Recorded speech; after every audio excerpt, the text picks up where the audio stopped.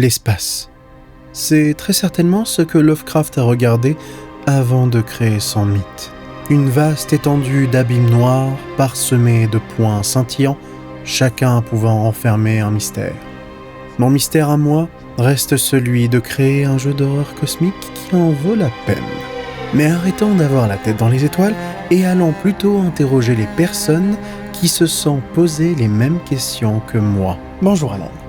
Aujourd'hui, un épisode assez particulier puisqu'on va parler directement aux personnes qui ont créé le jeu Cthulhu The Cosmic Abyss. Big Bad Wolf Studio. Un studio bordelais qui a sorti en 2018 un des jeux qui m'a le plus marqué. The Council. Un jeu d'enquête à choix où l'on rencontre des personnages hauts en couleur comme George Washington, Napoléon de Bonaparte ou encore Johann Christoph von Wollner, pour ne citer que les plus connus. Dans The Council, les secrets, l'occulte et l'enquête étaient déjà présents, ce qui fait de Big Bad Wolf Studio un candidat parfait pour faire un jeu Lovecraftien d'exception. Nous serons donc accompagnés de... Bonjour Alan, moi c'est Nicolas Garcia et je suis compositeur. Alors bonjour, moi c'est Tommaso Sergi, Game Director à Big Bad Wolf. Bonjour, moi c'est Jean-Loup Moncanis, je suis lead environnement artiste à Big Bad Wolf. Bonjour, je m'appelle Dorian Pfister et j'ai été audio directeur sur le projet de Cthulhu The Cosmic Abyss. Cthulhu The Cosmic Abyss nous met dans la peau de Noah Williams, un agent de l'Ancile, un groupe d'enquêteurs experts des affaires occultes. Pour nous c'est un petit peu entre... Vraiment, je vais donner deux exemples, mais entre Men in Black et la Ligue des Gentlemen Extraordinaires. Et si je prends un peu le milieu, c'est Penny Dreadful. On aura aussi une IA pour nous aider, nommée qui ? Une IA en 1920 ? 2053 ? Alors, 2053.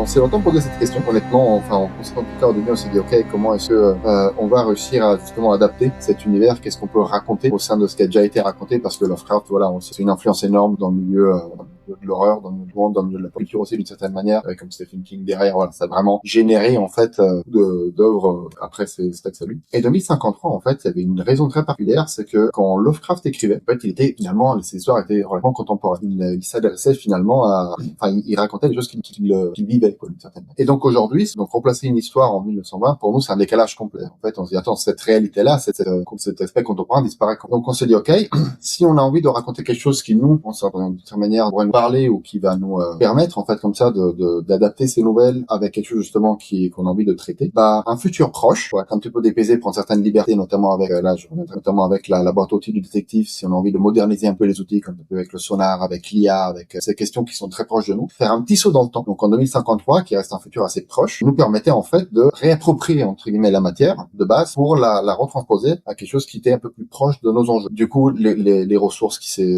l'épuisement des ressources, mais aussi l'IA, personnage clé pour le jeu. Et voilà quoi. Donc il y avait cette envie de moderniser d'un côté les outils, c'est-à-dire ok, comment est-ce qu'on crée vraiment une boîte à outils fun pour se dire ok, on est un détective, on a celui-là machin pour révéler l'invisible aussi, pour tous ces termes-là en place. Et derrière ça pour créer un peu plus les enjeux de notre époque, transposer bien sûr dans l'héritage de ce qui a été raconté par lui.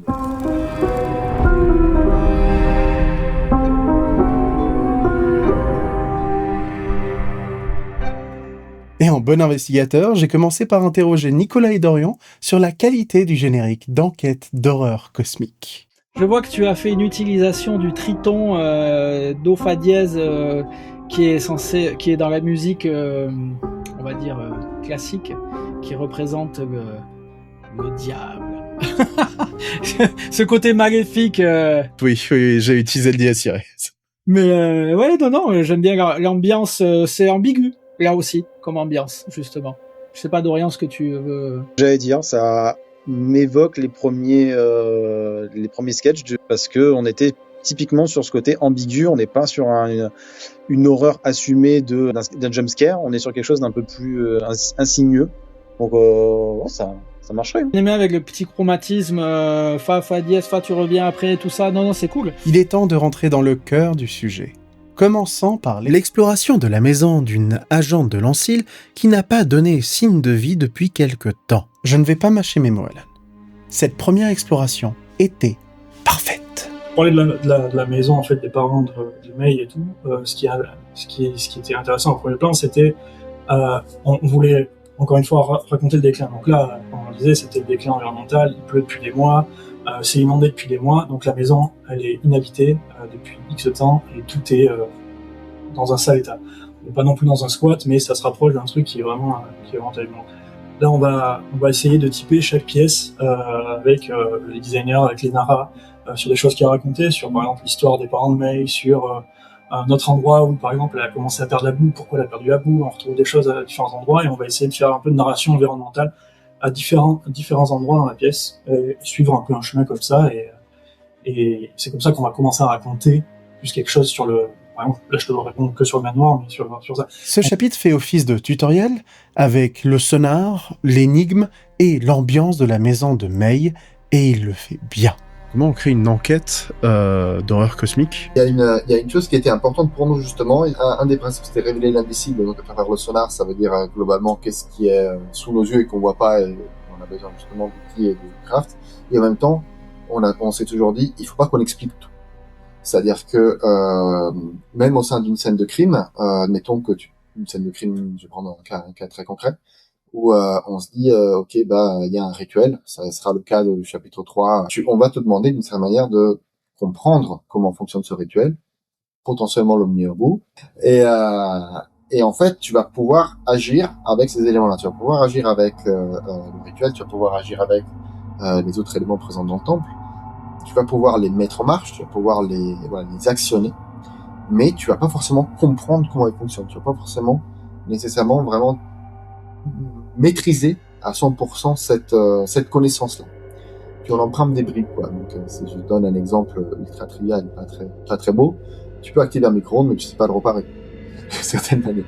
C'est vraiment pour être clair. On est un petit peu dans cette philosophie-là où on se dit une quête d'horreur cosmique ne doit jamais révéler toutes ces clés. Il doit jamais, en fait, d'une certaine manière, te donner accès à dévoiler complètement le mystère dans lequel il doit jamais te dire, ok, en fait, regarde, c'est des midi-chloriens, j'allais dire. Mais c'est... Dangereux. Du coup, la menace fantôme, double dangereux! J'adore Jar Jar Binks, c'est quoi le problème? Non, c'est grave. Donc ouais, voilà, c'était vraiment un des principes, c'est-à-dire autant le sonar va nous permettre de révéler des éléments, comprendre en fait, voilà, qu'il y a des objets qu'on va pouvoir interagir, qui sont cachés, qui sont utilisés en fait, qui va juste nous permettre de naviguer au sein du. Ça c'est juste la première partie parce que la réponse peut être un peu plus longue. Naviguer au sein de certaines zones aussi. On va dire on est sous l'eau, il y a un peu de sang pour en crospeler un petit peu de trois, donc t'as du mal à naviguer, donc tu lances avec le sonar, t'es là-dedans. Donc ça c'est la première partie, c'est déjà ne jamais révéler l'entièreté de ce que tu arpentes. La deuxième partie c'est horreur. Donc évidemment faire baigner ça dans une ambiance horrifique. Ça, c'était le grand un des grands thèmes nous, c'est qu'on fait pas forcément un jeu d'horreur à proprement parler, c'est-à-dire que on va dire on est très différent d'Alien Isolation, mais tu vas constamment évoluer au sein d'une ambiance horrifique. Et c'est une ambiance horrifique, et c'est là toute la finesse des scientifiques et des environnementaux artistes. C'est voilà, en quoi cette ambiance-là, elle va réussir à effectivement être marquante par rapport au thème du jeu, donc par rapport c'est la question que tu parlais tout à l'heure. Comment on fait pour montrer une statue de Cthulhu, comment on fait pour montrer un rituel, comment on fait pour montrer voilà. C'est une architecture que tu connais pas, que tu n'as jamais vue sur Terre, quoi. Enfin, c'est quelque chose qui n'existe pas, mais tout en gardant des marqueurs qui te permettent de naviguer à l'intérieur. C'est pas parce qu'on peut pas faire un truc totalement faux parce qu'on a besoin de ça c'est une porte, enfin entre guillemets, on traverse une porte, c'est pour avancer, ça c'est un chemin, etc. On peut pas s'affranchir de tous les codes humains qu'on peut avoir nous, parce que sinon en termes de fun au niveau du jeu, ça sera injouable, quoi. Ouais, mais c'est toujours un peu surprenant, tu vois. Par exemple, dans le premier chapitre, t'arrives dans la cave, tu sais pas ce qui t'attend derrière, en fait. Donc il y a une notion de toujours relancer la surprise, tu vois, au cours des environnements. Tu sais jamais ce qu'il y a derrière, comme la station, t'arrives, il y a un trou, puis derrière il y a un labyrinthe, et dans ce labyrinthe on boucle. Et en fait, tu te dis, ok, je ferai une comparaison par exemple avec la scène, puisqu'on en parle de Concile, quand on retrouve dans l'épisode de Sita et à un moment donné fait quelque chose, tu peux retrouver un des personnages morts dans la chambre. Globalement là c'est t'es dans une zone d'inconfort parce qu'il y a un cadavre, mais effectivement, tu maîtrises les règles de ce monde-là. Nous, on te projette dans un univers où tu maîtrises pas les règles. Où en plus, il y a une notion d'horreur, forte, portée, et en plus, tu ne sais pas ce qui t'attend dans la pièce à côté. Si tu décides d'aller explorer, admettons, le salon de chez May, bon bah, tu vois, tu peux t'attendre à qu'il y ait effectivement une pièce, mais effectivement, il peut y avoir une cave. Dans la cave, il peut y avoir un portail. Derrière le portail, il peut y avoir autre chose. Et c'est vraiment comme ça, en fait, c'est la construction de tout ça, donc ne pas vraiment révéler le mystère en entièreté, toujours te surprendre d'une certaine manière dans ta navigation de l'environnement, et te sortir de ta zone de connaissance. Certainement, c'est vraiment te plonger au sein d'un espace qui est inconnu pour toi. Même si tu penses en avoir les codes, il reste inconnu. Quasiment chaque quête, d'ailleurs, a un biome, C'est ça. Un biome particulier. Et tu sais pas ce qui t'attend de l'autre côté. Tu ne sais pas. Donc la notion d'inconnu est très importante, je te dirais. Voilà. C'est vraiment ça, en fait. C'est comme ça que je te dirais que nous, on a crafté, en tout cas, nos scènes de crime à l'horreur cosmique. Je voulais te parler du Vault, le tableau d'enquête qui permet de mettre en place ces idées, assez intéressant et non poussif, qui permet de faire ses propres déductions. On comprend très vite qu'il va falloir réaliser un rituel pour retrouver May. Et une fois réalisé, on tombe sur cette scène-là.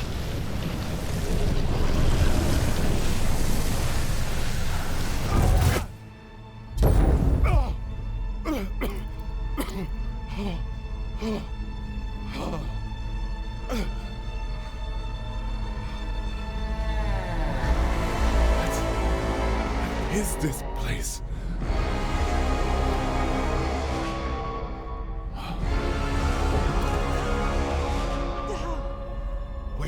Comment on représente un trou noir en musique et en son?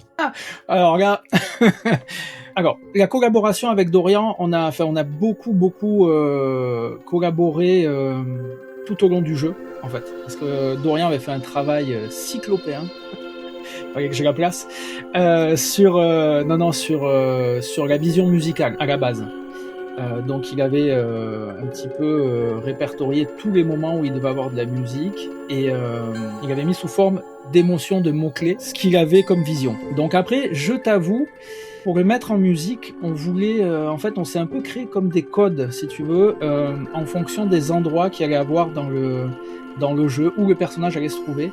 Et donc cette première arrivée dans l'autre monde, où on voit justement le trou noir en face, on voulait quelque chose d'assez énorme, en fait, en termes de son. Donc c'est plus l'ambiance, c'est plus le panorama que j'ai voulu mettre dans la compo, plus que le trou noir en lui-même, en fait. C'est ce côté émotion de voir quelque chose de gigantesque, d'un peu inconnu. Enfin, je veux dire, si on est aussi près que ça, ça peut être quand même assez extraordinaire. Donc, pour répondre à ta question, le but c'était de faire quelque chose, je l'ai dit tout à l'heure, cyclopéen, ce côté gigantisme. Et pour ça, en fait, on a utilisé l'orchestre, mais aussi les synthétiseurs pour faire un côté hybride. Et à ça, en fait, sur ces passages précis où il y a des gros bam, on a utilisé un didgeridoo, un gunkin, qui est un instrument justement japonais. Mais au lieu de le jouer de manière traditionnelle, j'ai utilisé l'archet pour donner ce côté frottement et faire un peu ce côté-là. Et donc tout ça mis bout à bout, ça nous donnait une impression de grandeur, mais aussi grâce au silence. Parce que je sais pas si tu as pu remarquer, il y a des grosses masses sonores, silence, enfin en tout cas la résonance, et après ça repart. Donc c'était pour créer un peu cette sensation de gigantisme. Tu as bien résumé. C'est vrai que ce qu'on voulait surtout exprimer à ce moment-là, musicalement parlant, c'était l'autre monde, plus que le trou noir en lui-même, l'élément trou noir.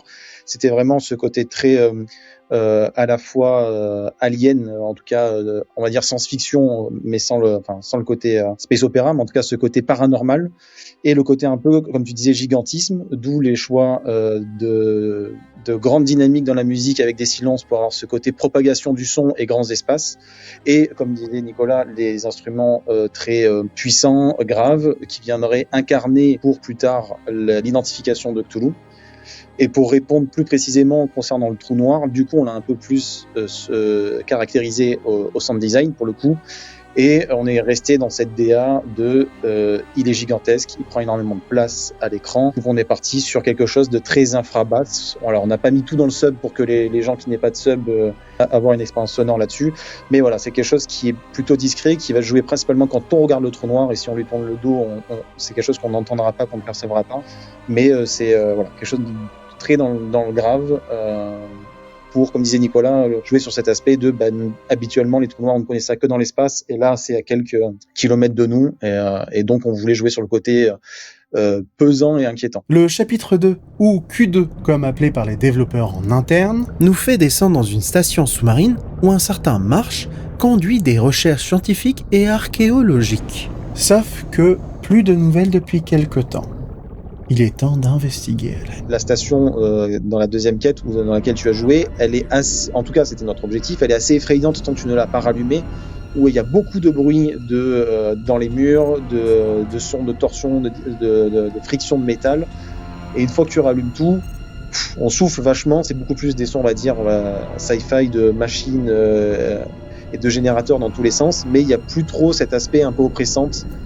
Donc voilà, ça on va dire c'est quelque chose plutôt côté sound design pour le coup, c'est que c'était un vrai challenge ce côté ambiance horrifique parce que on n'est pas vraiment un jeu d'horreur à proprement parler, on reste un jeu d'investigation et le gros challenge c'est d'amener de la vie via des événements audio qui viendraient enrichir l'ambiance sonore et amener ce côté un peu ambiance horrifique. Mais on était obligé souvent de l'alléger parce que on ne voulait surtout pas amener à quelque chose qui est très nocif dans ce genre de jeu, c'est des faux appels. C'est parce que nous, quand on va créer une ambiance, typiquement première quête, on est dans une maison abandonnée, on a envie de faire des craquements de boîte partout, d'avoir des sensations qu'il y a des choses dans les murs. Mais si jamais le joueur a interagi avec quelque chose et entend un craquement, le joueur, la joueuse peut se faire un lien de cause à effet, et ça, c'est ce qu'il faut réussir à éviter. Donc on a un peu réduit en tout cas d'un point de vue sound design, on a essayé de limiter ces risques-là, d'avoir quand même des ambiances qui évoluent et qui sont vivantes, mais de faire beaucoup plus passer les choses par la musique parce qu'on se dit que de manière cognitive, la musique va moins être perçue comme un feedback direct de la part des joueurs. Il a fallu quand même faire attention à la musique. Là aussi, on a eu tendance à l'étirer, c'est-à-dire que des fois, je faisais une maquette de 3 minutes, on va dire, et je la faisais plus en mode soundtrack qu'on peut écouter pour le plaisir, entre guillemets. Et il y avait trop d'informations. Et justement, quand on est dans un jeu d'investigation en train de réfléchir, etc., ça pouvait nous détourner peut-être de cette réflexion-là. Donc c'est vrai qu'on a aussi souvent étiré en termes d'intensité et de motifs, etc. Pour créer justement un côté plus, à certains passages, ambiance horrifique. Mais il y a toujours un peu de mouvement. Et il y a toujours des évolutions quand même, c'est pas trop statique. Une fois le courant remis, on voit un monstre. On nous montre le monstre. On nous montre le monstre. Et la suite de nos aventures nous mène vers l'entrée d'un labyrinthe avec une petite subtilité. C'est un labyrinthe non euclidien. Comment on fait perdre la tête aux joueurs dans un labyrinthe ? Gros sujet, parce que ça a été un sujet qui n'a pas été que art ou que environnemental, ça a été beaucoup avec les designers. On a dû construire différents systèmes pour essayer de voir quels sont ceux qui fait le plus perdre la boule. Donc dans le labyrinthe, si on parle par exemple de Q2, je pense que tu as pu aller voir. Donc nous, on s'est servi du basalte. Donc nous, déjà à la base, on voulait garder le côté roche noire, très brillante, un peu pour rappeler références qui sont un peu citées dans les clous, etc. Et le basalte, il avait un peu cet avantage-là, c'est qu'on pouvait le tordre et avoir des effets un peu de spirale et qui donnaient un peu l'impression de tomber dans un void en fait et qui peut aider à se perdre. Mais il n'y a pas que ça, parce que là je te parle uniquement au visuel, mais du coup on a beaucoup fait aussi via la perte de joueurs avec par exemple tourner en rond, quoi, sans comprendre pourquoi. Alors, on arrive d'un côté, on ressort de l'autre, et on revient au même endroit, mais on n'a pas compris pourquoi. En fait c'est un truc qui a beaucoup servi, ça, entre guillemets, on peut appeler portail, quoi, qui nous ramène à des endroits qu'on ne peut pas trop expliquer parce que de toute façon le non euclidien ou la perte de repères, c'est très dur à représenter parce que ça ne représente pas vraiment, quoi. Après là c'est limite plus une question un peu de design où j'aurais peut-être moins de finesse pour répondre, mais ça a été pas mal de tests, quoi. C'est et de back and forth sur testant avec différents types de joueurs, comment on t'amène là, et Qu'est-ce qui fait qu'un joueur tourne en rond, mais vraiment en rond, il ne trouve pas la solution, et qu'est-ce qui fait qu'on t'amène à trouver les choses. Par exemple, on a des indices qu'on met un peu partout, des photos qui sont prises à l'intérieur du dédale qu'on retrouve après dans la station, qui peuvent nous indiquer quelque chose. On avait aussi ajouté les cordes en métal qui ont servi pour faire un peu comme le fil d'Ariane, quoi, et un tracé à suivre qui peut nous aider à traverser. Donc il y a plein de petites billes, petits éléments comme ça qui permettent d'aiguiller un petit peu le joueur au milieu de ce dédale, quoi, tout simplement. Accent aussi sur le fait de, à un moment donné, placer dans la tête justement des joueurs et joueuses que la solution qu'on attend de toi, c'est pas que tu forces le détail, c'est qu'en fait t'es au sein d'un puzzle effectivement client et que la solution est ailleurs. En fait, il va falloir enquêter justement un petit peu ce qu'on a essayé de mettre en place avec le prologue, où tu vas continuer à tourner en rond, c'est-à-dire que tu vas justement devoir ressortir du dédale, aller à la station où tu vas devoir trouver les différents indices, lire et, comme disait Jean-Loup, comprendre qu'ok, en fait t'es au sein d'une machinerie un peu plus grande que toi et il n'y a pas de sortie en fait. Pour trouver cette fameuse sortie, il faut passer dans la une, il faut réussir à revenir sur ses pas et utiliser tous les outils à disposition. Pour résoudre l'énigme du labyrinthe, le jeu nous donne plusieurs possibilités. Une version logique, une version ritualistique que je te laisse découvrir, Alan, soit en jouant au jeu, soit en t'abonnant à la chaîne et en attendant la vidéo où on fera intégralement l'histoire du jeu. Mais je veux bien te donner un indice. Le sonar, l'élément du gameplay qui est le plus impressionnant. Il te permet de sélectionner des mots-clés comme « pierre » dans le chapitre 1 et te met en surbrillance toutes les pierres aux alentours. C'est un grand mérite à l'équipe GD, notamment à Olivier et Axel Mahler, parce qu'en gros, dans nos réflexions, quand on parlait aussi avec Thomas Leclerc, qui est le directeur créatif, moi, dans nos discussions GD, on disait, en tout cas je disais, donc il y avait l'opinion, on disait, révéler la cible, et moi je disais, il y a des choses parfois dans les jeux d'enquête où c'est un peu compliqué quand tu finis, c'est des choses qu'on accepte, mais moi c'est les temps de jeu que j'aimerais tamponner parce que je trouve que c'est pas le jeu le plus intéressant sur le jeu d'enquête, c'est quand tu tournes, et en fait tu finis juste par un petit peu regarder, cliquer un peu partout parce que tu sais, en gros tu te dis, attends, qu'est-ce que j'ai raté un truc, et ces moments-là j'ai l'impression que ça te fait sortir un petit peu du jeu. Donc il y avait une autre phrase qui était, je sais ce que je cherche, d'une certaine manière. Et en fait, le sonar, quand Axel a proposé ça, c'est un peu la fusion de ces deux choses-là. D'un côté, tu sais ce que tu cherches parce que c'est toi-même qui mets le tag, c'est-à-dire que c'est toi qui dis, ok, moi j'ai envie de chercher le sang, j'ai envie de chercher le truc, j'ai envie de chercher les différentes tags à ta disposition. Ça fonctionnait très bien avec le principe de révéler l'indicible parce que ça révélait des choses dans l'environnement. Ça répondait aussi à Olivier un petit peu des perks, tu sais, avec les améliorations parce que tu peux upgrader le sonar, tu peux upgrader la vague et tout. Donc c'était l'outil, quand il l'a présenté, je me suis dit, banco. C'est génial. Et c'est ce qui va en fait construire notre manière d'enquêter. C'est moi je l'appelle un peu la loupe de l'enquêteur, mais vraiment version 2053, quoi. Et en fait, ça fait partie de ces outils-là, c'est-à-dire l'ardoise de l'enquêteur, c'est le palais mental, le sonar, c'est notre loupe, quoi. Donc là-dessus, c'était génial de voir cette feature-là. Elle était parlante tout de suite, si tu veux. Donc c'est Il y a plus 5 qu'on a exactement. C'était complètement. Et donc ouais, ça s'est fait vraiment sur ces deux discussions, puis l'exploration de la part du pôle GD.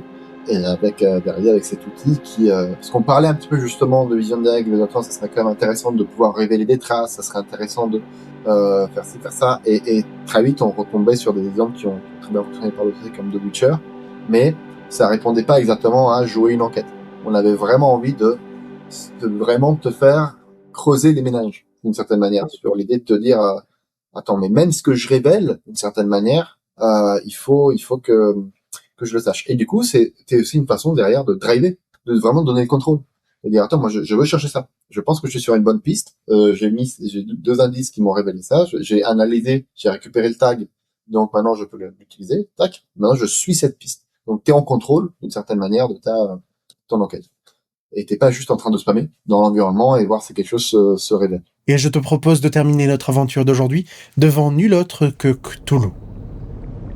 Comment on représente en fait Cthulhu comme il est écrit par Lovecraft. Du coup, les statues de Cthulhu qui sont censées être improbables à regarder, pas regardables en fait simplement, parce qu'elles font vriller l'esprit humain, et le casse-tête que c'est pour une personne visuelle dans le jeu vidéo ou n'importe quel autre média visuel de représenter une créature du genre. Clairement, c'était compliqué, mais on a travaillé sur pas mal d'aspects. Je pense, par exemple, à ce qu'on a voulu rajouter pour représenter un peu plus de Cthulhu et rajouter un peu plus horrifique et pour rendre le truc moins palpable, parce qu'on est obligé d'avoir une statue de Cthulhu. On a besoin qu'elle ressemble à Cthulhu pour le joueur, pour que tout le monde puisse un peu la comprendre. Sinon, si on fait un truc qui sort trop, on n'arrivera pas à le comprendre. Donc, on s'est quand même servi des œuvres.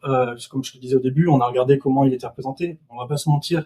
La plupart du temps, il y a souvent des œuvres qui sont vieilles, avec des rendus qui sont souvent plus trop modernes, donc on a dû un peu s'adapter.